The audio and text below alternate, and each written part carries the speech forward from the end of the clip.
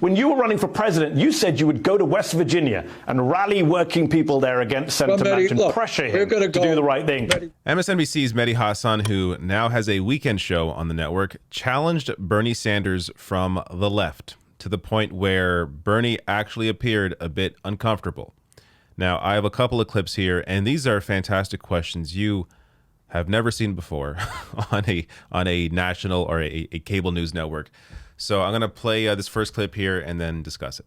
You mentioned the grassroots movement. A lot of frustrated progressives, especially online, and you know this, often ask, why can't you, Bernie Sanders, use the leverage that Joe Manchin often uses to get his own way on issues like the $15 minimum wage or expanding health care? Why can't you throw your weight around, they say, threaten to vote against things like Joe Manchin so successfully does?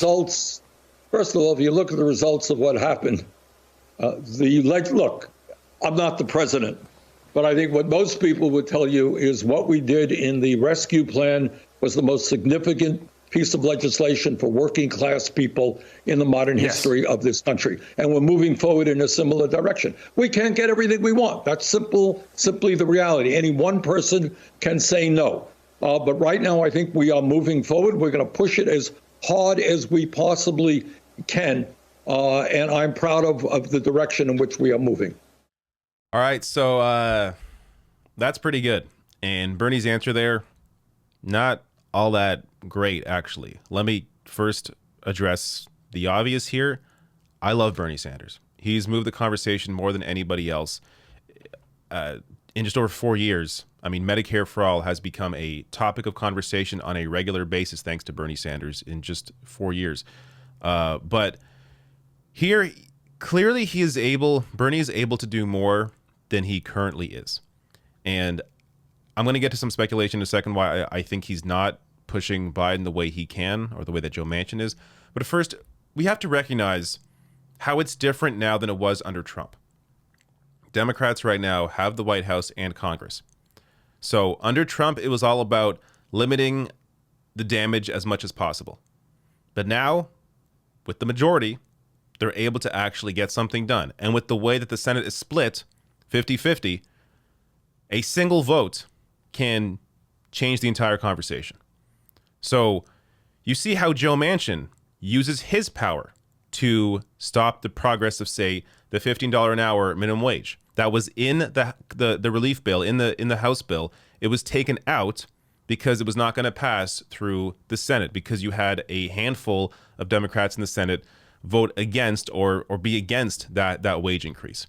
Now, ultimately, you can argue they were really just hiding or they were just covering for Joe Biden, which I think is true. But at the same time, we know Joe Manchin doesn't support raising the wage to $15 an hour. So he wasn't going to support that anyways. But why is it that he's able to hold up a bill by being against progress, but Bernie Sanders can't hold up a bill to be for progress, to change a bill to make it better? So he has power here that he is not using.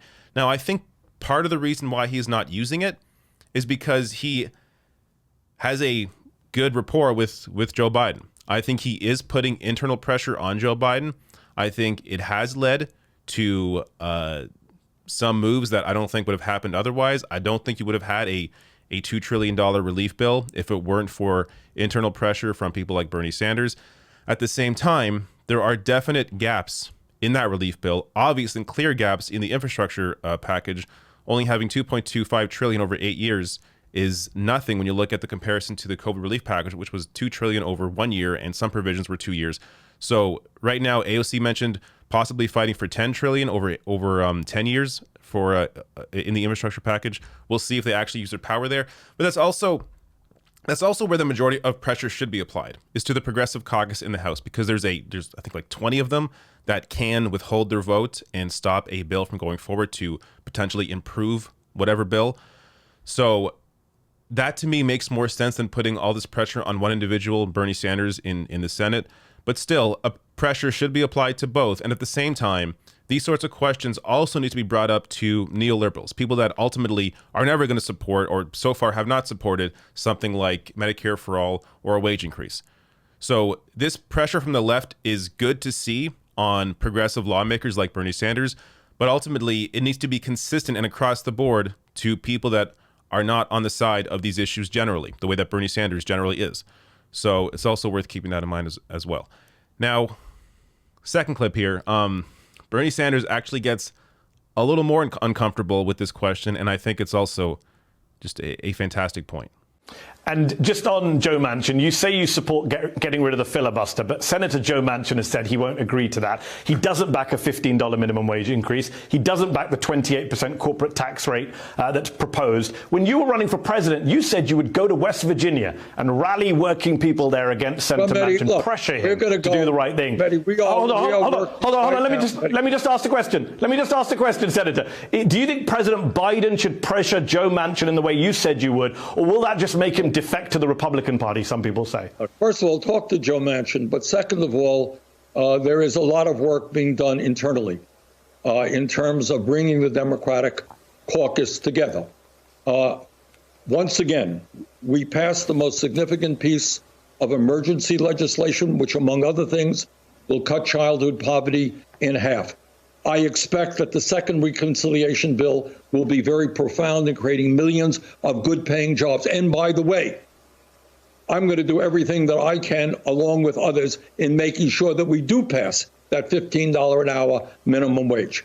Understood. As well but as you support internal pressure. But you support internal pressure on Joe Manchin, not publicly going to West Virginia and calling him out, as you said. Well, I think there are a variety. I have no problem with going to West Virginia.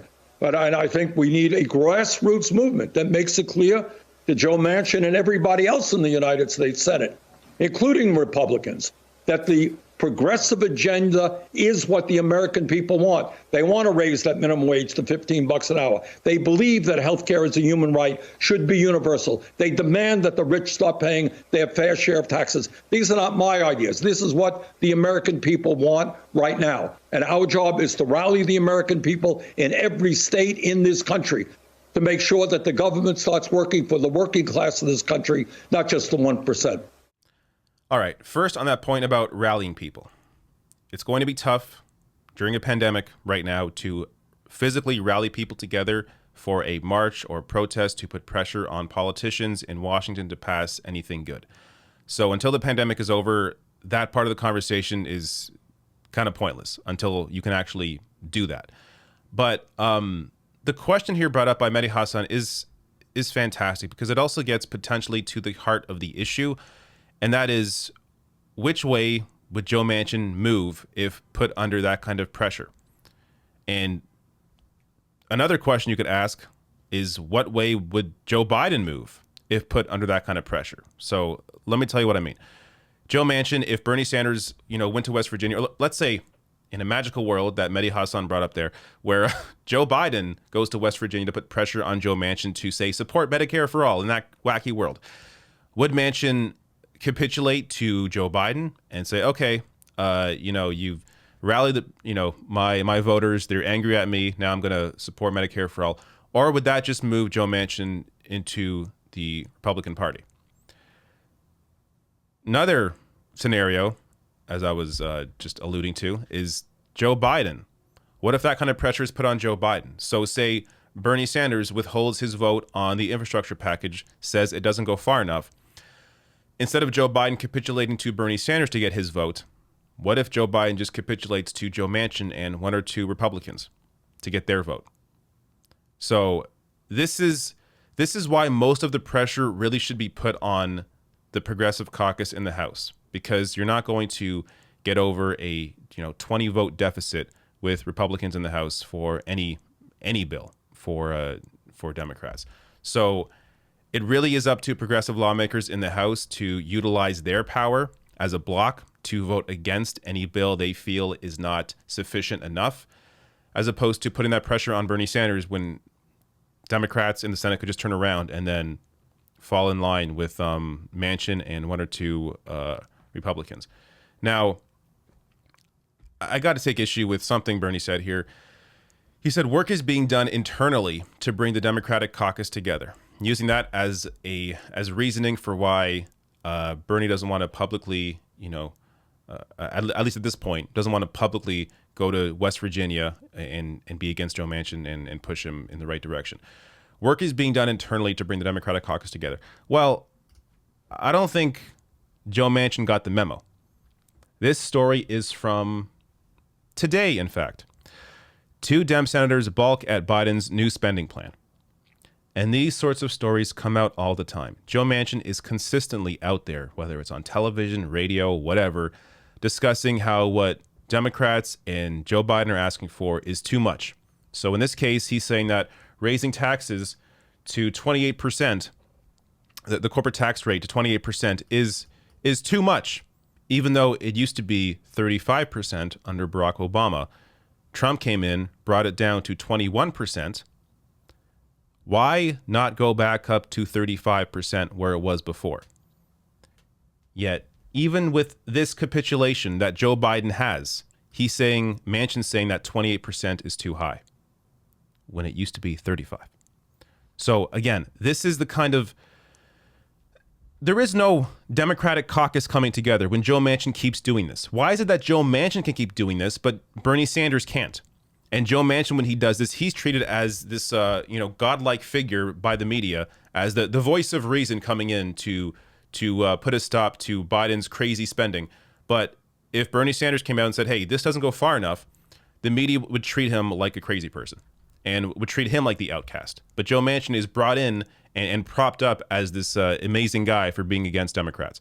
So just understand how the media operates here and how this also leads to extra pressure on these lawmakers, and which is why it is so incredible and important when people like Mehdi Hasan challenge these lawmakers from the left, because that changes the conversation. It changes the calculus, meaning that it frees up many of these lawmakers to then take positions that they may not be willing to take otherwise publicly if they didn't have the infrastructure, the media infrastructure in place there to support them when they do that.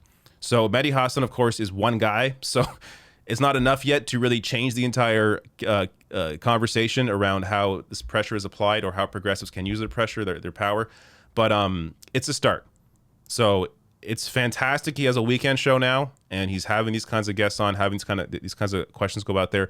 But we also need to see this kind of pressure put consistently on neoliberal lawmakers who are so far have not supported these sorts of progressive ideas and need to be pushed into a direction to feel like they need to be more to the left of where they currently are.